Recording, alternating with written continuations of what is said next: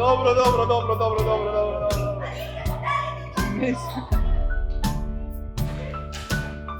Pa kako ste? Šta ćemo da radimo tu?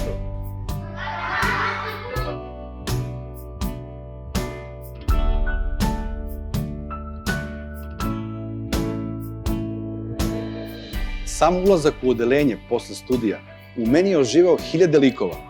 Učitelj koji govori kao glumac, lekar, astronaut, vatrogasac ili iskreni klon. Znam da deca najbolje uče dok održavaju nivo spokoja i bezbrižnosti, a za to je najzaslužnija igra, razmaštavanje. Sam prelazak iz vrtića u školu i novi nastavni planovi, programi i nove obaveze kvare tu dečju igru. Zbog te preozbiljnosti kreću i kucaju na vrata odrastanja.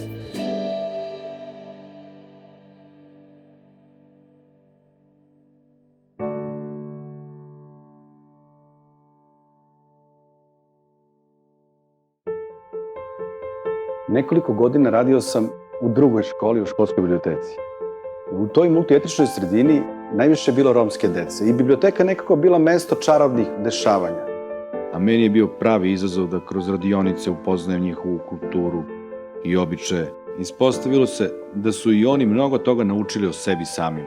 Jer se njihovi običaji razlikuju od grada do grada, od mesta do mesta, od države do države, okreću se kao točak. Zoran je poseban po tome što on prepoznaje decu iz osetljivih grupa, pomaže im u radu i pomaže i roditeljima, uključuje ih u svakodnevni život i aktivnosti.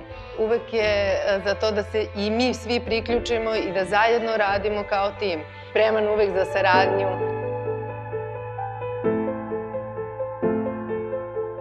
Tokom svog školovanja voleo sam ulogu vršnjačkog edukatora. I časovima kojima sam mogao mlađim drugarima da objasnim neverovatne stvari svojim nečijim rečima.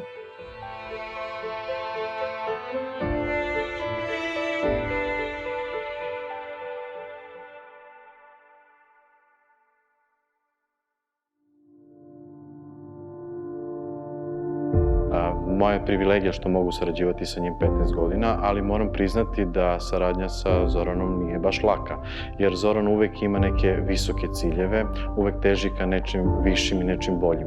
Često se dešavalo da postavimo određeni cilj, a tokom postavljanja tog cilja on odredi još viši i bolji cilj i posumnjam da možemo dostići njih, međutim, ispostavilo se da je uvek bio u pravu.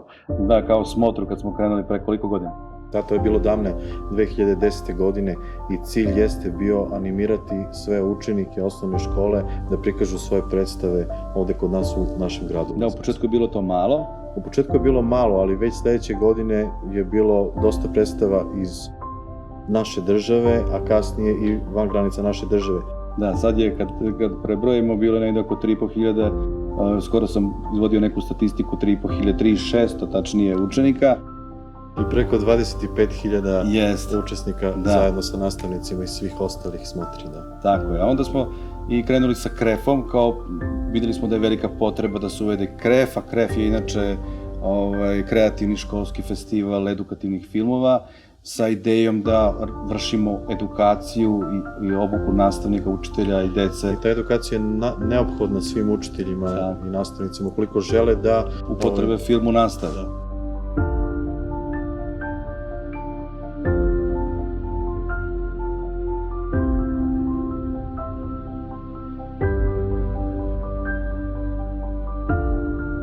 Najteže je bilo početi.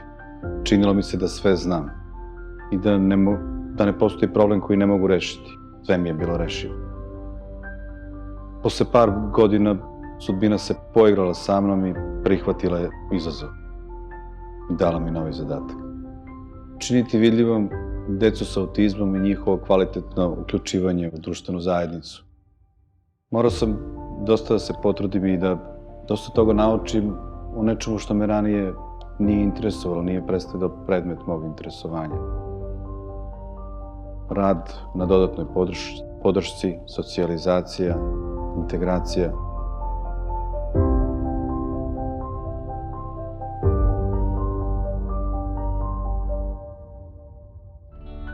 U ovom prostoru od 170 kvadrata razvijam programe koji će deci sa invaliditetom ponuditi prostor za napredovanje, a nadarenoj deci za razvijanje svoje izuzetnosti.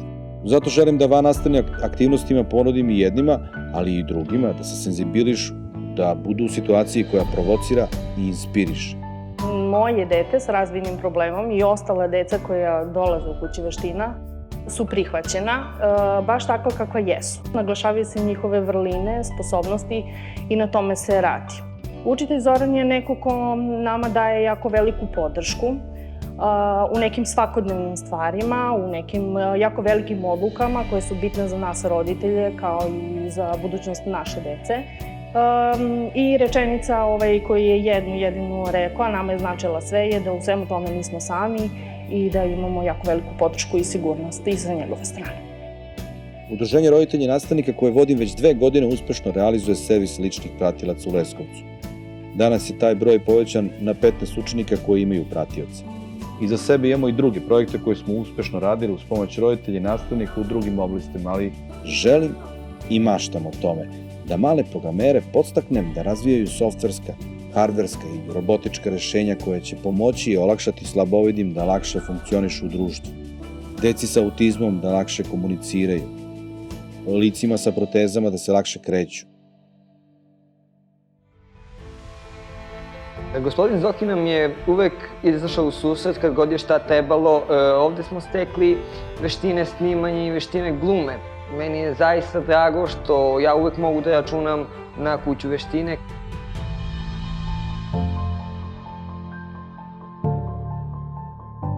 I danas najsretniji sam kada osetim da ulazim rečima u nečiju glavu, da nadahnjujem, stvaram i kreiram.